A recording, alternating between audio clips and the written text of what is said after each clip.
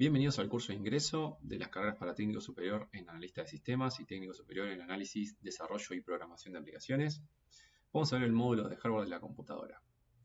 Bien, antes que eso vamos a introducir algunos conceptos que son importantes para ir adquiriendo a lo largo de lo que va a ser, digamos, este curso de ingreso y lo que va a ser su carrera, ¿no? Para su futura profesión.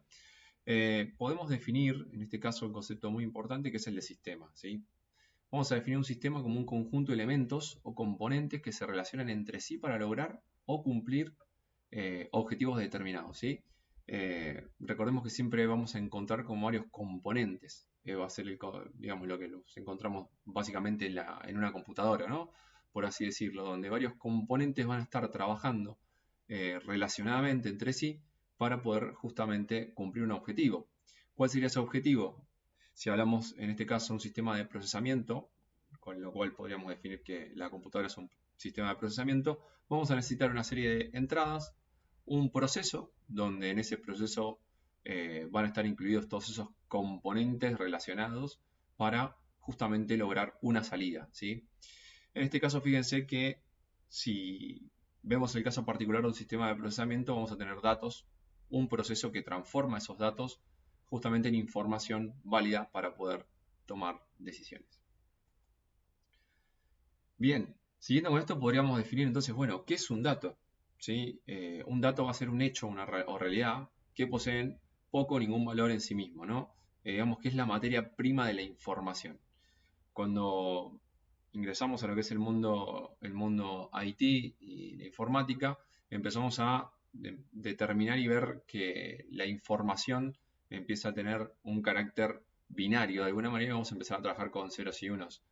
Esos ceros y unos van en un gran contexto, digamos, o agrupándolos a definir diferentes tipos de datos, ¿no?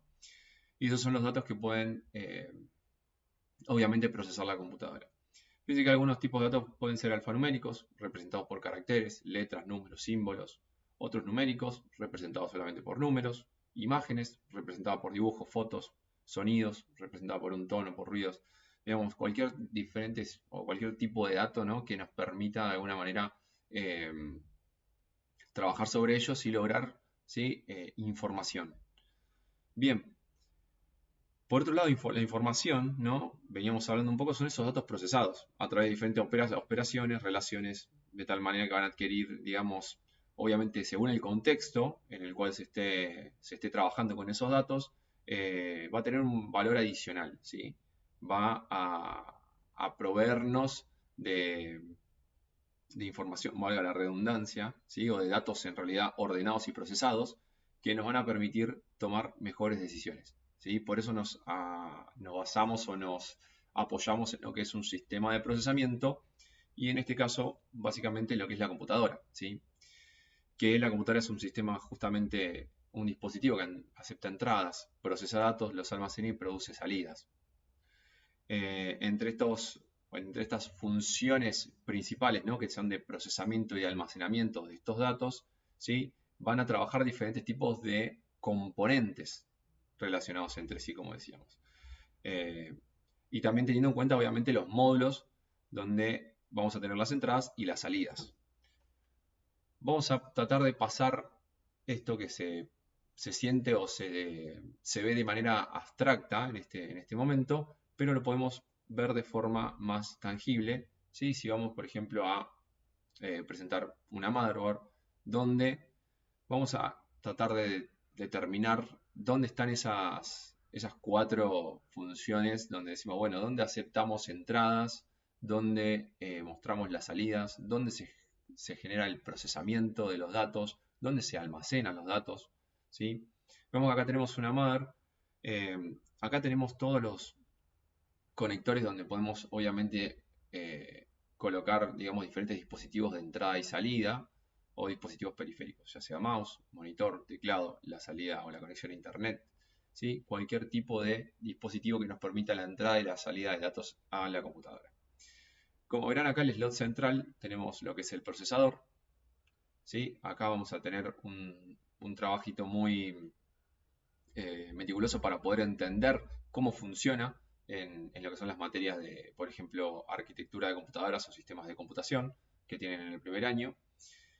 Y bueno, después tenemos lo que son los dispositivos de almacenamiento, ¿no? Tenemos un disco rígido, tenemos lo que es la memoria RAM, ¿sí? Como importante, y obviamente algunos sistemas de procesamiento adicionales como son las tarjetas gráficas, por ejemplo. Bien, acá entonces podemos determinar estas funciones que decíamos: entrada, salida, almacenamiento de datos y procesamiento de datos.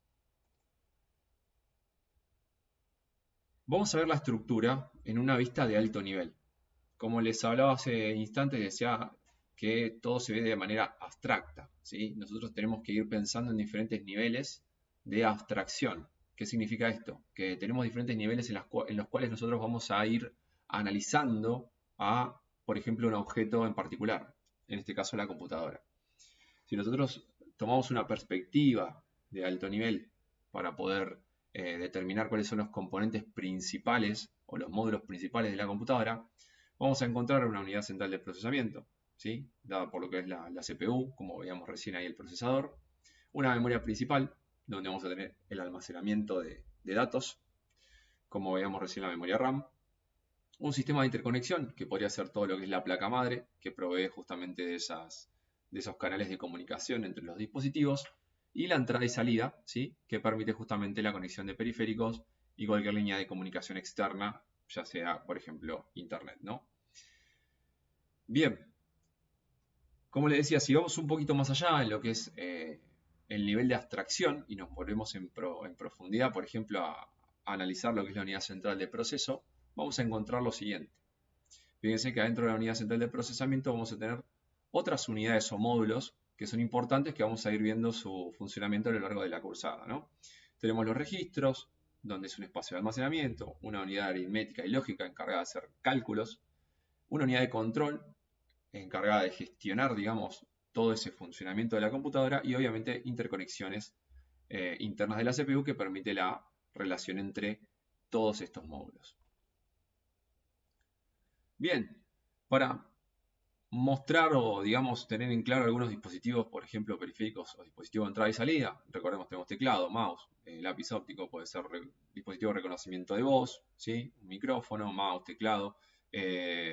Tenemos algunos dispositivos de lectura, escáneres, webcam, ¿sí? Todo, cualquier dispositivo que genere, digamos, un ingreso de información a lo que es la computadora, ¿sí? Si queremos determinar algunos dispositivos de salida, los más importantes, obviamente el monitor, podemos decir, bueno, una salida visual a través de ese monitor, una salida impresa a través de una impresora, una salida sonora a través de lo que son los parlantes, por ejemplo, los speakers. Bien,